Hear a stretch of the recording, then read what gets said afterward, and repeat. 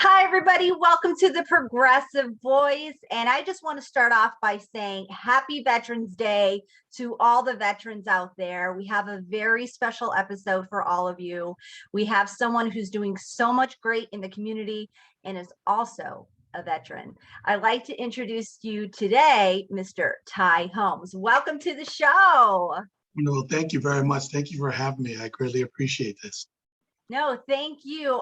So we're hearing a lot of great things about you in the community, but before we even start, I want to know your story. Our audience wants to know your story. Who are you? What's your background? Let us know. Well, I'm born and raised in New Jersey. My father's a police officer, and I think he inspired me to first and foremost give back. I learned a lot about who I am as a man and adult from watching my father with his actions. Upon leaving school, college, I decided I needed to grow a little bit more and experience things and travel. So I joined the United States Navy. The intention was only to serve 2 years, but I ended up loving what I was doing. My very first couple of tours were with special operations and in the intel community. And if you've never been in those environments, it's a high-paced, fast world, but it's very interesting and very appealing, especially to someone that's, 21 years of age, and it also allowed me and afforded me the opportunity to travel. I spent 10 years in the Navy, and I did get out because I wanted to spend more times with my sons who were growing up. I'd realized that I'd unfortunately been deployed for a great deal of their, early part of their life. I became part of LAPD, and unfortunately, shortly after 9/11 happened, I learned a very valuable lesson when the United States military called me up and said, "Hey, you need to come back and report to the nearest naval base." And I said, "Well, currently a police officer." And they said, "Well, you're still subject to being recalled by the president." So I reported to the nearest naval base and was deployed off and on for the next 2 years with the Navy. In one of those deployments, I worked for an Army gentleman who literally looked like a G.I. Joe doll. He was the most professional guy I ever seen. And I loved what he was doing. I said, wow, I want to be like this guy. I'm drinking the Kool-Aid. So I came back and I said, "Can I please cross over?" And they said, "Sure."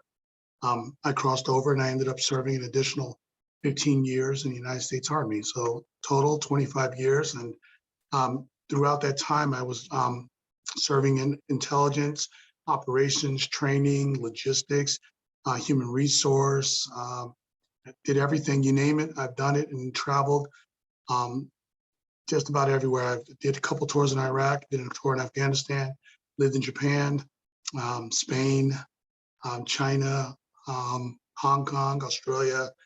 I've been all over the world and fortunately been blessed to have seen it all. And I tell everyone I had the greatest job of all time, and it was serving my country. And there's nothing that I believe besides being a parent, my father's son, and my wife's husband that has meant more to me than wearing that uniform. Wow, that's amazing. Thank you so much for all of your service throughout the years. That is simply amazing, and to hear your journey, where it started, and so many different acts of service in there along the way. There's not just one form. What would you say to anybody considering wanting to join the service at any level at this point? What would you say to them? Well, I always tell people, first and foremost, do your research and talk to someone. A lot of people get caught up in listening to their recruiters. Recruiters have one job. They're to get you in the military. Not saying that, they're going to deceive you, but talk to someone that's actually been in that specific branch if you're curious. Someone that can actually tell you this is what, you can expect. This is what you're going to do. But also figure out what it is you want to do, because you're going to be doing that job for 4 to 6 years. So it should be something you're very interested in, something you're passionate about, because there's nothing worse than once you join the military and you're locked into that contract, finding out that you don't like the profession you've picked. So I always tell people, do your backgrounds and checks and due diligence and talk to people. And I've always offered my services to people. I said, look, if you want to join any branch, I will walk that path with you, because there's nothing more discouraging. And I had it happen several times in having one of my young soldiers sitting in front of me saying, wait, my recruiter said I was going to be doing this. And I'm like, and here you are doing this, and I tell them, so if it's not in writing, and that's another thing I tell people, people can tell you anything they want. If you don't see it in writing, do not sign that contract. That's the best advice I can give to anyone that's considering joining the United States military. Make sure it's in writing, and therefore you'll have no problems. Some great advice there. Thank you for that. So now I want to jump a little forward here because you're doing a lot of great things here in the NEPA community. You have a Facebook group called A Veteran's Vision. You also are doing some things with the youth shelter, if I'm correct. I'm actually a board member of this youth shelter, yes. Yeah. So can you talk a little bit about your group that you have going on and other things that are happening that you're working with in the community? Yes, a Veterans Vision. I was working with a lot of different groups since I've retired. And while I enjoyed working with those groups, I saw a lot of red tape. And it frustrates me because I'm a person that wants to solve problems immediately. If there's a problem, let's address it. We'll figure out what caused it later. So seeing all the red tape, I was getting frustrated. And that's where Veterans Vision started.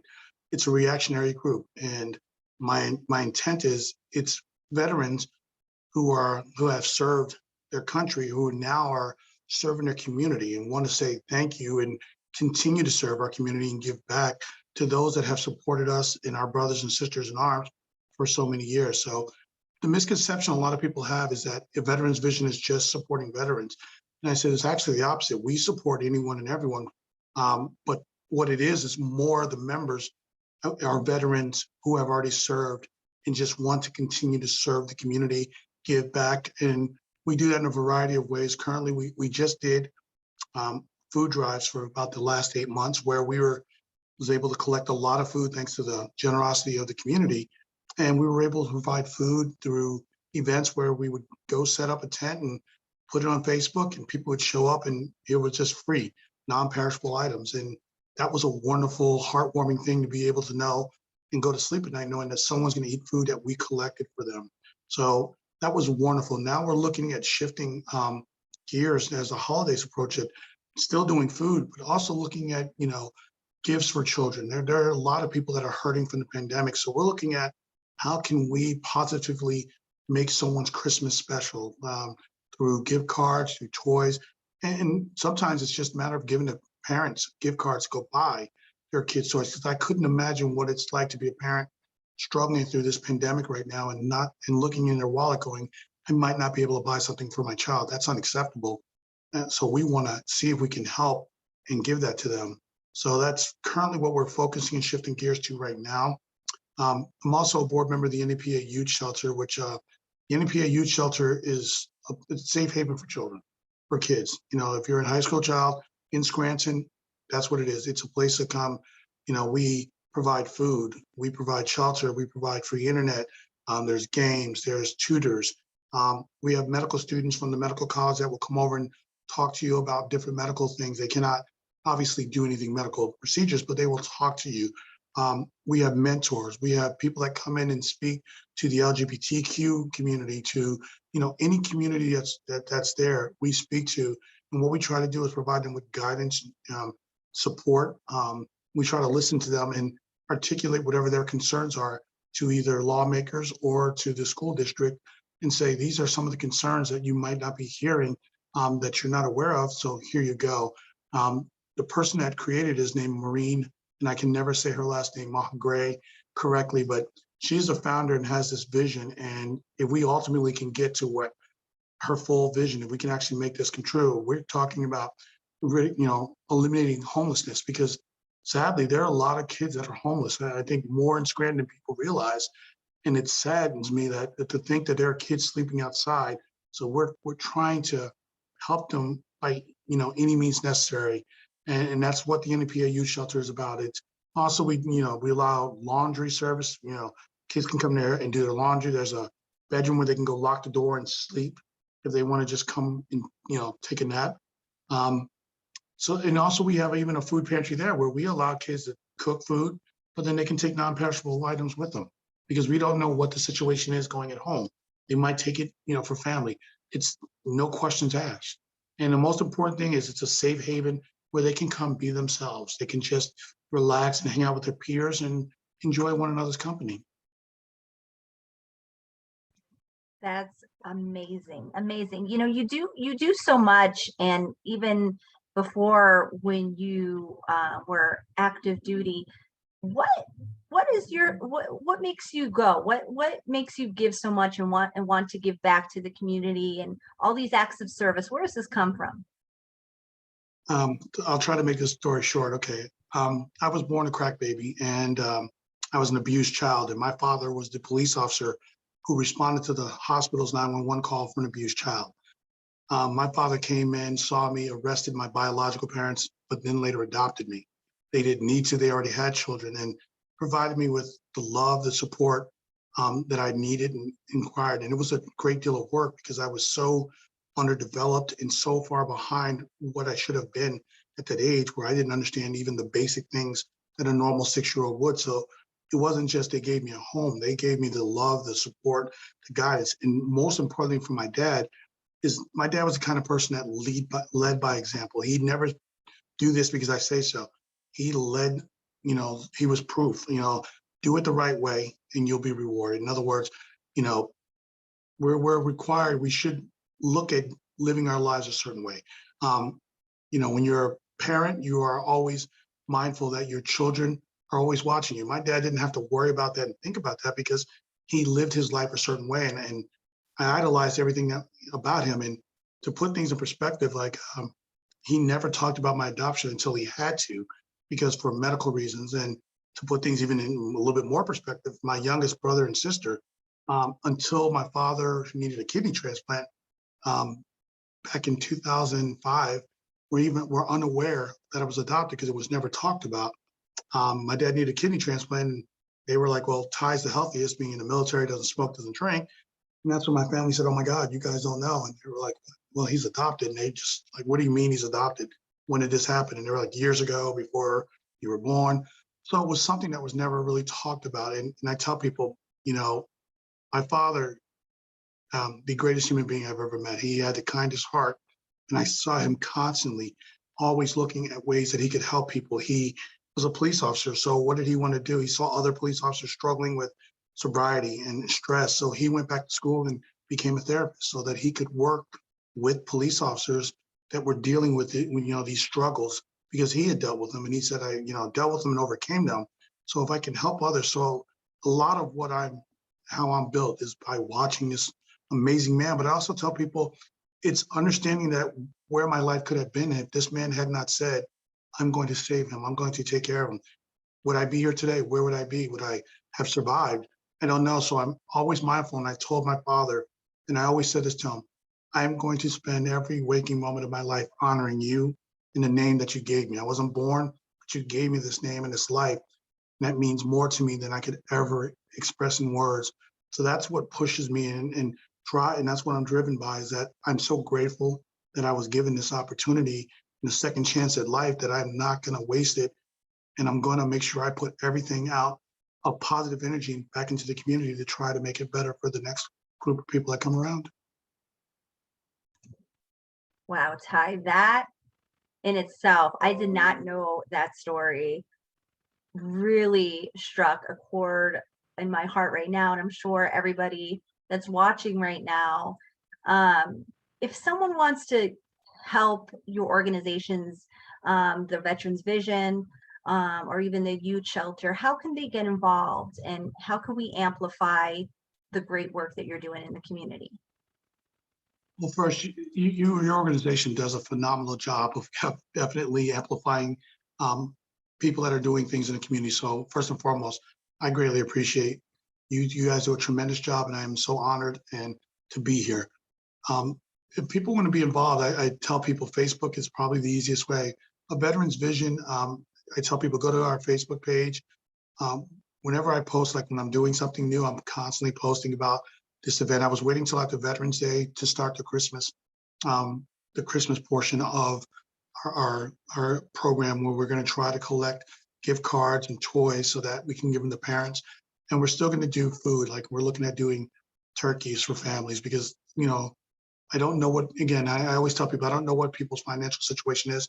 I'm not here to question it. I only want to help. So I always tell, please go to Veterans Vision, and I'm constantly posting about what we're going to be doing, what's coming up. And if someone wants to get involved, I always tell people, message me.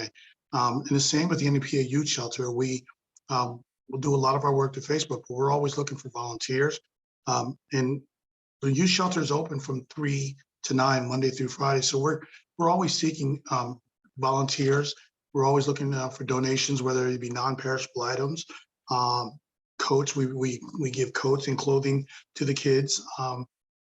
We're always looking for assistance. So I always tell people, if you ever want to know more about the NEPA Youth Shelter, please go to our Facebook page and if you send a message. Normally Maureen gets it. She's very, very good at getting back to you quickly and saying thank you. And we just appreciate the support. And sometimes it's just a matter of having people come up to the shelter and talk to the children there.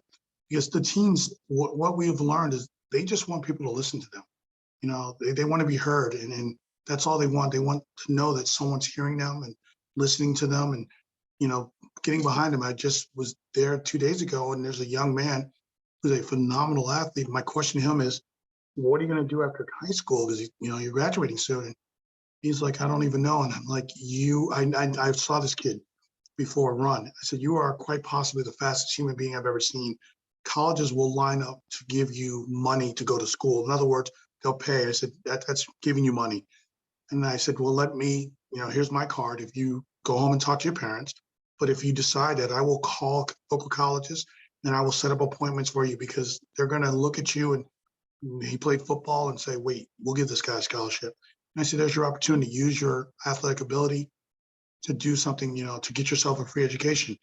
What I've learned is a lot of the kids just want someone to believe in them, get behind them, support them, not just with words, but with actions. Oh, that's amazing. That's wonderful. And it is true. Our youth needs just a lot of the time, just someone to believe in them, to say, hey, you could do this. You could do Absolutely. this. We all needed that, I believe, when we were little, right? We all needed that. We all needed that. I always say, be the person that you needed when you were younger. Exactly. You know? So someone wants to get involved with you, Facebook, you said, Absolutely. right? Best way to get in touch with Veterans Vision. You get Veterans Vision. I'll speak clearly today. Yes. Please get in touch with Ty. He's doing so much great work. And lastly, I want to say congratulations on the Scranton School Board. That's Thank amazing. You so much. I'm so excited to see what you do in the community for the Scranton School Board. And lastly, what would you like to say to any of your fellow veterans out there on Veterans Day? I want to say, first and foremost, thank you for your service. And I always say this to people, it's because of amazing human beings like those who answered the call to service that allowed me and afforded me the opportunity to wear the uniform. I am forever honored to have walked amongst you. And I'm grateful and thank you. And not just Veterans Day, but every day is your day. And if you ever need me, I'm always going to be there. We always say we're brothers and sisters and we're family. And I mean that. Whether it's 10 years or 20 years in between us seeing each other, we're family. It never changes. Ty, thank you for your service. Thank you so much. I greatly appreciate it. Thank you. All right, everybody. We'll talk to you next time on the Progressive Voice with Action Together NEPA. Take care. Bye-bye.